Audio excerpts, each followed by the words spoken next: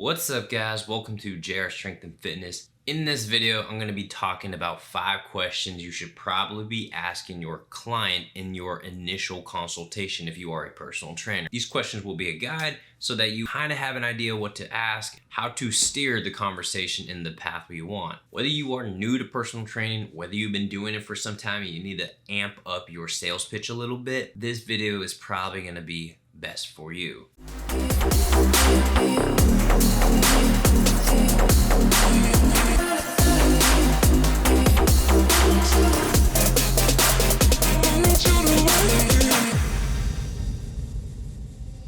You can say hello, but I don't need you to like. What's up guys, welcome back to my channel. On this channel, we talk about all things personal training, whether that is becoming a personal trainer, all the ins and outs that go into the whole entire career, the business side of it. Also, all the exercise science that might be applicable in your field. Whether you are a personal trainer or you just find it super interesting, this channel is probably for you. I also throw in a little bit of fluff with reaction videos, maybe a couple other things along the way. We'll see. But ultimately, this channel is a hub for all things personal training, and hopefully it provides some value for people. So if you are new here, obviously hit the like button, subscribe, let your friends know about me. And always, full disclaimer, just because I'm an exercise professional, do not do anything that I say or do just because I say it or do it. Obviously, go see an exercise professional in person, etc. Like I said, these are 5 questions that you should probably ask in your initial consultation with your potential client. If you are new to personal trainer, you've been doing personal training, the initial consultation is typically the first time you're going to meet a potential client and perhaps the only time you're going to have to sell your services, your packages, whatever it is. That time can be pretty stressful for a lot of especially new trainers because A, you have to be a salesman at the same time apart from just being a trainer. So if you don't have any sales training, if you don't have much charisma, and you basically just go off your certification and your knowledge, then it's going to be a little stressful. So hopefully this video is going to break down my process as far as how I go about my initial consultation. So A, I get the most out of it as far as the client's information is concerned, and obviously the client feels more comfortable possibly signing on with me. These 5 questions are just a guideline and hopefully you can find value for them. If you want to as well, I also wrote an article on this and is linked to my website, which I will post down below into the description. But otherwise, 5 questions that you should probably ask your initial consultation. So before we get into the questions, I just want you to kind of come into it with the mindset that you're not trying to sell something. Not yet.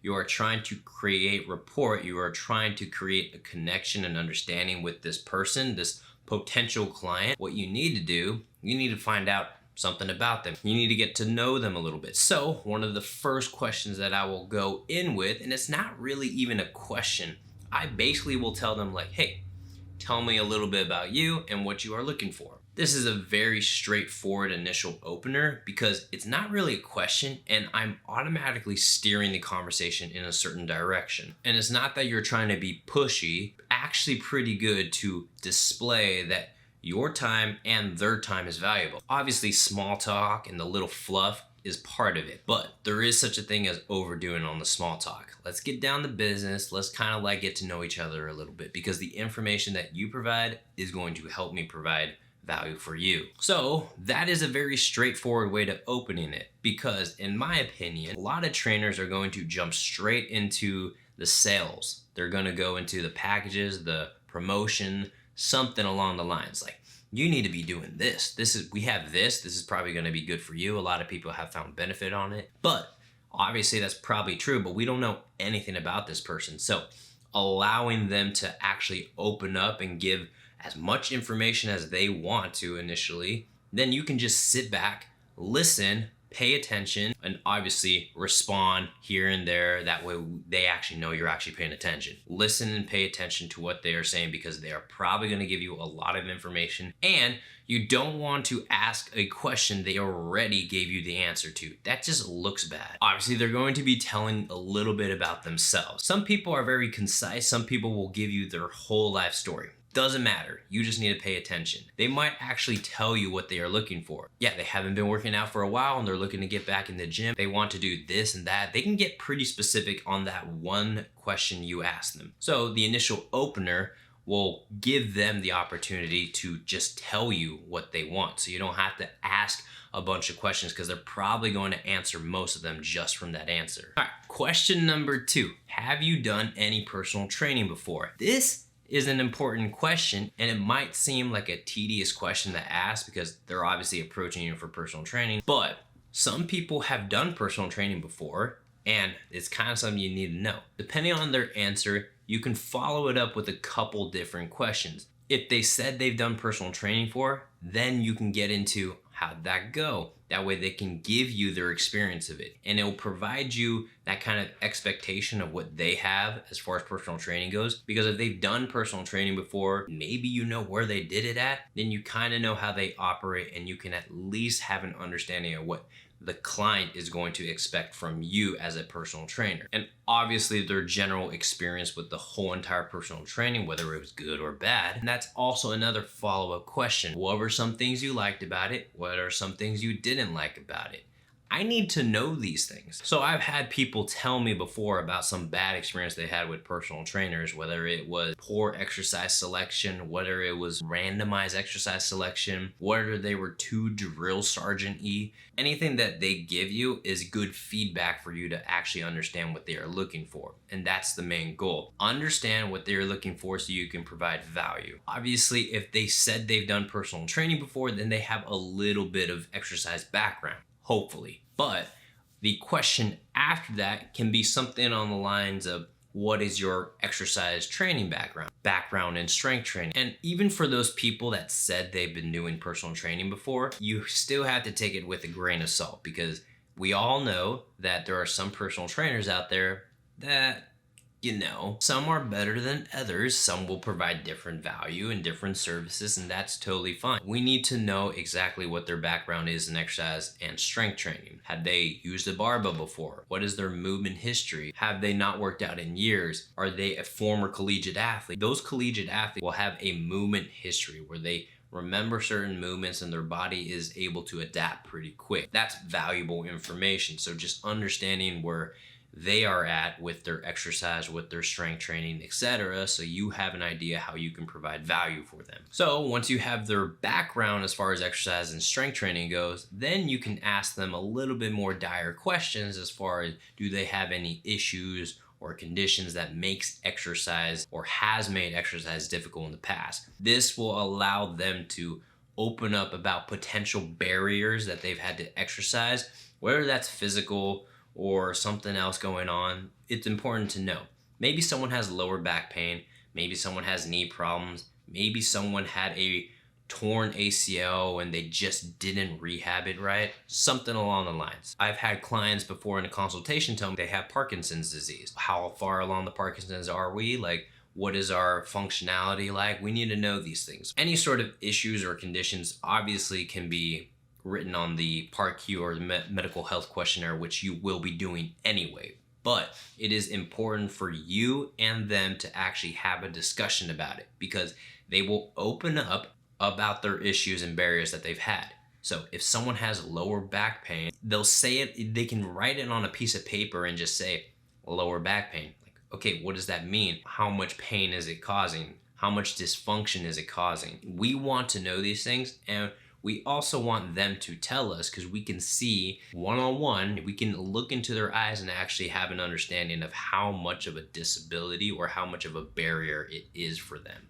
And obviously, then how we can accommodate for them. Any of those issues, any conditions that makes exercise difficult is going to be very important, so that we know what value we can bring for them to help obviously facilitate proper exercise and strength training while understanding their limitations and potential barriers. The 5th question, once you have gone through all of that, you have a little bit more understanding of them, their exercise training background, potential barriers and issues and injuries, etc. Then you can ask them, have they had a chance to look at the options? Whether you have packages of personal training, whether you have different programs at your facility or your own business, now is the time to kind of slowly start to make that sales pitch, because you have enough information now that you can provide them the most ideal and optimal choice for them. And the other reason why you're going to ask this question is because chances are they've already looked it up. Chances are most people that go into a consultation or looking for some sort of personal training, you have to understand too, it's technically a luxurious service. Not that many people are just going to drop dime and penny in order to just get some personal training. People have either budgeted for it, they have contemplated it for a while, and now they are actually committing to it. They've probably looked at it, they've probably budgeted, so they have an idea what they want. And the sales pitch is going to go a lot smoother if they just tell you what they want to start with. And obviously, it is up to you to establish whether that is a reasonable and realistic starting point for them based on their needs that they just told you. Do not treat this like a money grab and just like take the money and run. No, like actually push back and give them a little bit of feedback. They will reciprocate to that. If they have not had a chance to look at the package, now here's the best way to do it. Do not whip out everything all at once. It might be a little overwhelming, and you need to fine tune and focus and hone in on the option that works best for them. They just told you a bunch of information, so you should have a pretty good idea of what they need. Provide them some of your options and then make the recommendation based on their exercise background, based on what they told you what they're looking for. This option might be a good idea to start with, whatever package it might be, whatever sort of program it might be, just to get them going and them to feel comfortable. After that, yes or no, make the sale. And this part is also pretty important. And this is obviously a sales pitch technique, and not only just in sales, but in communication in general, not just in personal training, but anywhere. If you can reiterate what they told you in a very concise manner, that is going to show that you actually paid attention and that you are invested. You are not just taking this as a money grab. They're not just another sale. You actually was paying attention to what their needs are and what you can provide for them for value-wise. Reiterate what they told you and then provide that recommendation. Chances are they're going to appreciate that and they'll be on board at that point. If you do all those things, chances are they're going to sign because you actually shown are the right choice for them, that you have the right option for them, and you actually are invested in them. At the end of the day, these questions are just guidelines to help navigate you through an initial consultation, because it can be pretty nerve-wracking. People can get a little anxious because you're trying to sell yourself without trying to oversell yourself. But it's a good thing, because being anxious just means it's important. And obviously you're gonna get better the more you do it. So you just have to practice. And the more people you talk to, the more you go through these questions, the more fluid and flowing it's going to feel. Again, this is just a conversation. It's not an interview. It's not an interrogation. This is just a conversation that you're having with someone. Listen to what their needs are and then establish where you can provide value. These will become more comfortable over time, assuming you just practice. And again, there are a lot more questions that you could be asking, and you probably should be expanding off of these questions. These are just guidelines to help navigate you, just in case you get stuck, just in case you don't know how to steer it in the proper direction. Remember, you're just trying to gather as much information as possible, because the more information you have, the better understanding you have to establish what value you can bring. And that's your end goal. So again, guys, hopefully you enjoyed the video. If you want the full article, it is in the description below. And again, please hit the like button, subscribe, let your friends know about me. And until next time.